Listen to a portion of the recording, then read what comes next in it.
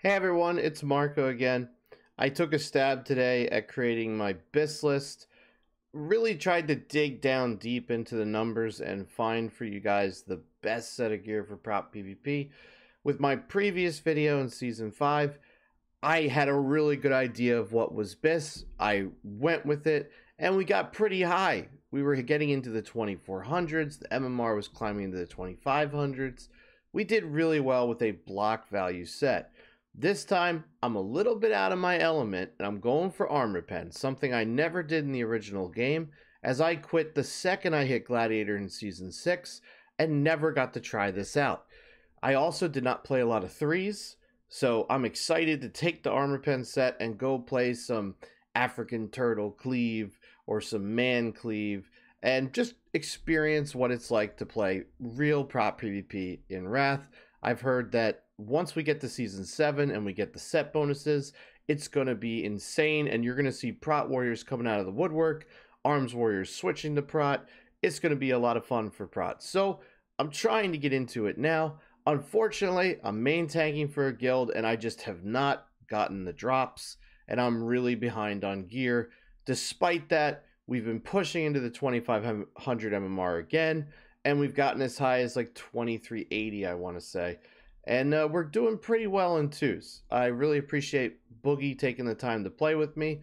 There's not a lot of people willing to play with a Prot Warrior, and just want to put that out there. It's hard to find teammates, and I'll go over at the end of the video how to get teammates and how I found Boogie in general, because I've heard a lot of people complaining about not finding teammates. But for now, let's talk about BIS gear in Prot PvP. So let me bring up 80 upgrades. I took a stab at this. I've gone through it about 4 times trying to find the best items. I think I've stumbled on what is the BIS list.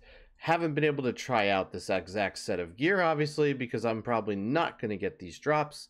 And I have about half of the BIS items on this list. But we'll go over that in a second. First off, Conqueror Siegebreaker's Helm. It's just got a lot of armor pen on it and a lot of crit. I really like it. The Frigid Strength of Hodir. I love that it's a strength neck that has armor pen. Not a lot of those, and it has hit. We do need hit to make this build work, so sometimes you sacrifice a little crit to get that hit rating. For shoulder pads of Celestial Watch, again, another strength armor pen crit item. Love it. The Drape of the Faceless General. I went back and forth between this and other cloaks. I really like that it has 2 sockets. I think that's what makes it for me. There are strength cloaks you can get that have, there's one with armor pen that's slightly lower, I think it's 225 item level, and I'm wearing that now because I haven't had access to Drape of the Faceless General yet. But it does give you a lot of crit here despite not having the strength, and I think it's worth it for the build. And because it has 2 sockets, you just bang some armor pen in there and you're doing great. Now here, this is a key point. If you are not an engineer, you don't need this gem, because you can put 20 hit rating on your gloves because you're not going with the hand-mounted pyro rocket. But if you're not engineering, that's what you would do. But if you are an engineer, you can't get the hit rating on the gloves, and you need the hit rating. You have just enough hit with this set of gear. So I went with a 8 hit rating gem here in order to make my socket work. 21 agility, 3% increased crit damage. I think that's the best. I think it outperforms 5% block value. So that's the explanation for that gem in there not being armor pen. Now you do get a haste buff for this helm and chest, but I'll talk about it later. It's not really that good. There's other set bonuses that are probably better, and I'll explain that with the block value section. Okay, so Bitter Cold Arm Guards. This is not a necessary item for this build. If you feel like you are getting blown up in 2s or 3s and you just cannot survive, try swapping this out for the Furious Gladiator version. What's the name of that item? Furious Gladiator's Bracers of Triumph. That's a good item. So if you got to swap something out because you're just dying too much, you need a little more breathing room, I would do that. Furious Handguard's Axe gives you some resilience, much needed for this build. I get most of my resilience from my enchants, actually. We got some resilience there. We could have resilience on the helm, but we don't go for it. 15 resilience there.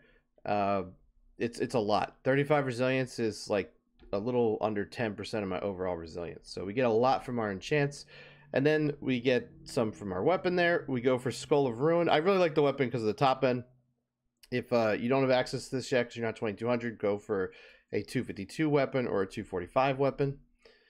Skull of Ruin. Oh man, this is going to cause debate. A lot of people are going to disagree with me on this. I really like Skull of Ruin. I think it's on par with the Algalon Shield in terms of damage, and it's maybe not as good as Boreal Guard if you have access to that, because you can put 32 armor pen. But as you'll see, I'm hitting some absurd armor pen numbers here, and like when Executioner procs, it's another 9%. Like your base without even the Mjolnir proc is almost 100% anyway. So I just think maybe we're overkilling it with the armor pen if we go Boreal Guard. I don't think, maybe people will disagree in the comments. I think Skull Ruin is still best till next season. Furious Gladiators Plate Gauntlets. This was another choice. I decided not to go with the Blade Fist Gauntlets that would give you armor pen, and instead went with these. Obviously, I'm going hand-mounted Pyro Rocket because I'm now an engineer. And you could go hit if you're not an engineer, and then, like I said, you could swap that gem out in your chest to something else like 8 crit. Anyway, we've beaten that horse to death. The Belt of the Colossal Rage, just another decision. Girdle of Embers is what I'm using today, if we check that out.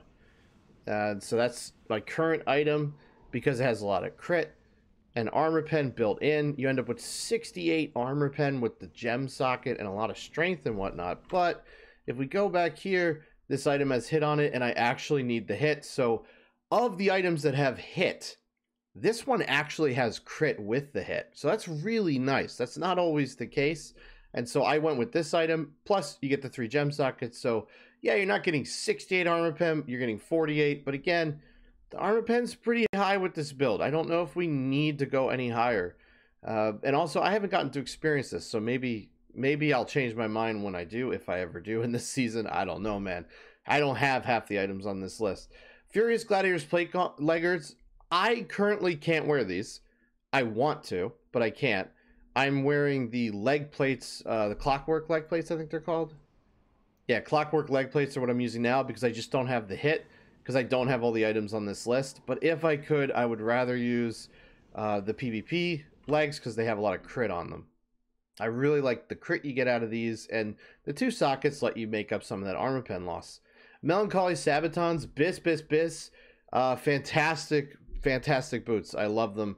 Crit, armor pen, strength. It's like the trifecta. Power enhancing loop and strength of automaton. Maybe people will disagree with me on these, but I really like them. I needed the hit, and I want to keep armor pen and strength, and this has strength, crit, and armor pen. So I like these 2 items. Maybe people will disagree. Mjolnir Runestone, obviously Bis. It puts you at 100% armor pen, and you don't need the hit rating from Grim Toll, so you go with that instead. If you have Grim Toll, then I would swap out the Belt of the Colossus Rage for the Girdle of Embers because you're going to be over the hit cap. And it might make sense to swap some other items out too. But yeah, the Grim Toll creates issues for you because you just have way too much hit and not enough armor pen. So I like Grim Toll as a filler, and it's what I use today. But God, I wish I could. I have never seen a Mjolnir drop. It would be nice. Medallion of the Horde, obviously, unless you're human. If you were human, I don't know if you would run Grim Toll or not. I don't really fully understand when their procs happen, so compared to one another. So I don't know if wearing Grim Toll is the best item here. I don't play human. If you guys do, maybe in the comments tell me what you think is second best. Twirling Blades. I go back and forth on this one. It has no strength on it. So Magnetized Projectile Emitter has the hit as well. You need the hit to finish off the build. And it has a socket to make up for armor pen loss for not having Twirling Blades, but this is still best. Okay, so as a jewel crafter, I went with 3 armor pen gems. And let's see the final stats. So hit chance, just over 5%. We just made it. And you have to go with this hit gem, or you have to go with glove enchant to make it with this setup. Attack power, 4,700. This is including 2 buffs, a Battle Shout, and a Blessing of Kings, which I assume you're going to run with if you're running 2s with a Pally. If not, you would take the Kings off and you'd put on the Druid buff. Also, if you were playing with a Druid, let's talk about that. Talents-wise, you would you would probably not take Tactical Mastery. You would take Iron Will because you're going to get stunned and you can't get out of it from like Paladins and whatnot. So, and also like when Rogues stun you, it's very scary. So this is a really big buff on top of the hardiness from Orcs. Crit chance, basically 29%. You run with a Druid, you'll go a little above that. This is one of the big differences between my current setup and this is just how much crit is on the items. A whopping 67% armor pen is just nutty. It's so strong. You could probably push it to 70, but your resilience will drop a lot. So I think resilience needs to be between 400 and 500. I wasn't willing to say this until now because I've actually experienced decently high level PvP, fighting people as high as 2500. I feel like I have a general idea of how much damage is being put out now and how hard it is to deal with. 400 to 500 is just enough. You might want to switch these bracers out for some resilience maybe. Like I said before, if you're struggling, this is just enough to rely on cooldowns to live. And remember, when your opponents hit you, it's not time to shrink back and defend yourself. Pop a defensive cooldown and go on offense because you have a ton of rage and it's time to rage dump. Right? So definitely take advantage when your opponents are dumb enough to attack you and hit them as hard as possible. Okay, and if I've never said this to you before in a video, prots are most in danger when they're stunned. So that's why if you're not running with a paladin who can get you out with a bop, that's why that Iron Will is so strong. Okay, what else can we talk about? Resilience rating I talked about. Block value. I've done some simming with this, like personally hitting on the dummy. Like here, I just spent the past hour and a half doing it with different armor sets, and I'd like to talk about that. So I was hitting with my current set, which is not this. I was getting about 3,200 DPS on the dummy. I think with this set, with these buffs, you're going to hit at least 3,400, 3,500, maybe even 3,600. Sustained 1 million damage over time. I think you'll hit about 3,600 DPS based on personal experience with this. That's where I think it's going to hit. Right now, in my current setup, I'm hitting 3,200, and I'm just trying to make my gear work. So here's what I'm working with. This I consider BIS, not BIS, not BIS, BIS. Oh wait, no, I'm second BIS. Nah, this is BIS. This I consider on par with BIS, BIS, BIS. I consider this just below BIS, BIS, Grimtoll, nope, second BIS. These I consider BIS. This is BIS. This I don't want to wear, but I have to, and it's definitely not BIS. Second BIS and BIS. So I have a couple, but I got 1, 2, 3, 4, 5, 6, 7 items that I wish I could replace, but can't. So I'm about half of the way to full BIS, but we're definitely more than halfway through the season, and a lot of the DPS items on my best, dream list haven't even dropped. So I gotta wait for them to get picked up by other DPS in the guild, and then I get a shot at them, just like with the Grim Toll. Unfortunately, I just don't see it happening this season, and so I'm playing a little gimped. But that being said, we are performing on par with what we did last season, so I think I'm at least qualified to give my ideas on what gear you could wear. And I mean, hey, if you're under 2,400 right now, this is what I'm doing to get to 2,400. So it could be helpful to some people, hopefully. Now I want to talk about swapping out items for a block value build. Okay guys, some minor changes here for my option number 2 for Prot PvP. I think this is actually better, and it looks cooler because you get to show off your shoulders. But yeah, for Prot PvP option 2, where you actually go for block value and the 10% Devastate crit bonus, I would go with Conqueror's Siegebreaker Breastplate plus Conqueror's Siegebreaker Leg Guards. And then because your resilience will be low, I would swap to the Furious Gladiator's Bracers of Triumph. Overall stats, you will drop down to 25.5% crit. You'll drop down to 54% armor pen, but your burst damage will be higher.